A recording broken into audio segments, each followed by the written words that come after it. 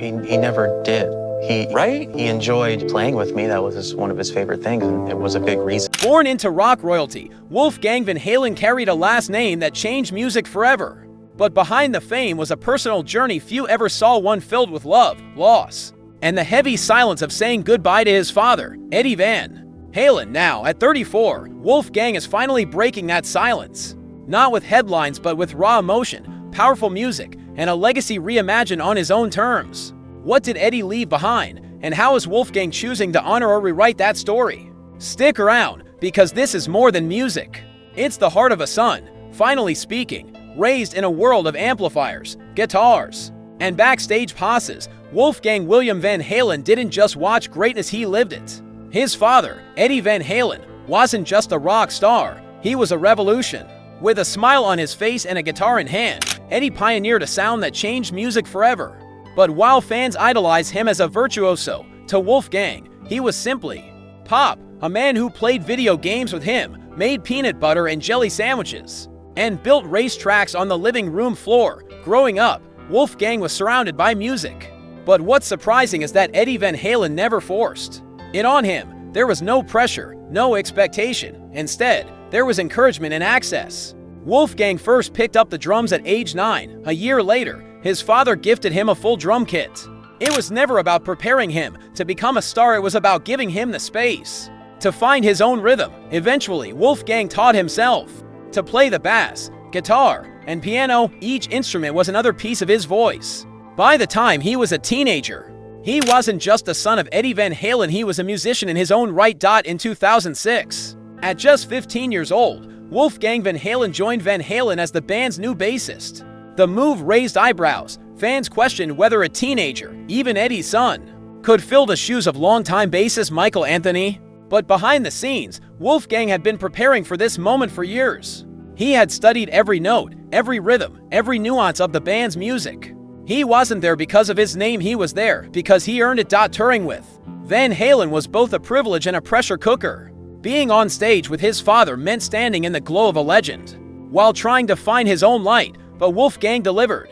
He brought a new energy to the band, a fresh presence that didn't try to compete with the past. In 2012, the band released A Different Kind of Truth, their first album in over a decade. Featuring Wolfgang on bass, the performances were tight, the sound was strong, and the chemistry between father and son was undeniable. Yet, even as the music played, shadows loomed. Eddie Van Halen was silently fighting a series of health battles. He had been diagnosed with tongue cancer, which later led to the partial removal of his tongue. Later, he suffered from hip issues and would eventually face a resurgence of cancer in his throat and lungs. Through it all, he kept playing, he kept recording. He filled hard drives with unreleased music, but offstage, the pain was real and growing. Despite his deteriorating health, Eddie remained a present and loving father. He attended Wolfgang's school events, cheered him on in every endeavor, and remained a creative partner. Their bond was deeper than music. They were best friends. When Eddie became too sick to tour or record, Wolfgang stayed by his side. He didn't post updates. He didn't seek sympathy. He simply stayed, played, and helped his father through the darkest days of his life. On October 6, 2020, Eddie Van Halen passed away after a long and private battle with cancer. He was surrounded by family, Valerie Bertinelli, Wolfgang, and a circle of love that never left his side. In that moment, the world lost a rock icon. But Wolfgang lost his hero, his father, his best friend. The grief hit hard. But Wolfgang didn't run from it. He didn't bury it. Instead, he turned it into music. Just weeks after his father's death, Wolfgang Van Halen released a song titled Distance under his solo project, Mammoth WVH, a name borrowed from one of his father's early bands before Van Halen became a household name. The song was a raw, emotional tribute to Eddie. It wasn't flashy, it wasn't commercial, it was real. The accompanying video was even more powerful.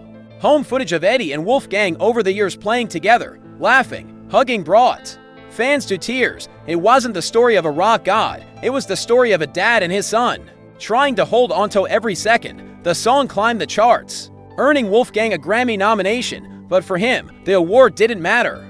It was a final message to his father, a musical "I love you." But even as Distance resonated across the globe, Wolfgang made a decision that stunned many.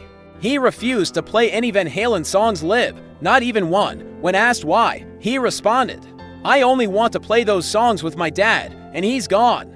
That boundary wasn't about ego, it was about respect. For Wolfgang, those songs weren't just hits. They were memories, sacred moments frozen in sound, instead of building his career on his father's catalog. Wolfgang Van Halen carved his own path. With Mammoth WVH, he wrote every lyric, played every instrument, and produced every track. His debut album was entirely his own rock with depth, vulnerability, and edge. Songs like Don't Back Down and You're to Blame proved he wasn't just Eddie's kid. He was a frontman, a songwriter, an artist with something to say. Critics praised his debut album, but the spotlight wasn't always forgiving. Carrying the name Van Halen meant that every move Wolfgang Van Halen made was scrutinized, compared, and questioned. The pressure didn't come from failure, it came from expectations. Fans who had grown up with Eddie Van Halen's iconic guitar solos expected Wolfgang to follow in his father's footsteps note for note. But Wolfgang had other plans. Some fans demanded a Van Halen tribute concert. Others begged him to recreate Eddie's signature sound, hoping to relive the past through the son. When Wolfgang joked in an interview that his father ruined the 80s, a tongue-in-cheek remark about how countless bands mimicked Eddie's style, the backlash came fast and loud. Critics twisted his words, social media erupted. Yet, instead of defending himself with outrage, Wolfgang responded with poise. "No one respected my dad more than I did. But I'm not here to be him, I'm here to be me." That statement became a mission. Wolfgang wasn't interested in nostalgia. He wasn't going to chase ghosts or cover hits. Instead, he forged his own identity. As Mammoth WVH, he played massive festivals, toured the world, and opened for legends like Guns N' Roses and the Foo Fighters. But he never once relied on his father's catalog. He didn't perform Jump. He didn't cover Panama. Every note was his. Every lyric came from his heart. That creative independence wasn't a rejection of Eddie's legacy, it was the deepest form of respect. Few children of legends manage to step out of their parents' shadow. Even fewer carve out an entirely new space for themselves, but Wolfgang did just that. He didn't coast on a last name, he earned his place with talent, grit, and vulnerability. And behind the scenes, the foundation that kept him grounded was his family.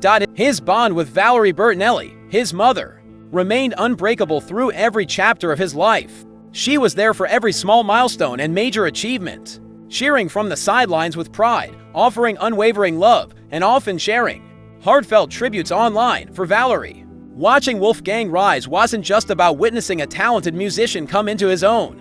It was about watching her son find healing after unimaginable loss. It was about watching him grow not just as an artist, but as a man learning to carry the legacy of someone he loved deeply. His uncle, Alex Van Halen, remained largely out of the spotlight, continuing to grieve in private. The loss of Eddie Van Halen left a silence that could never truly be filled.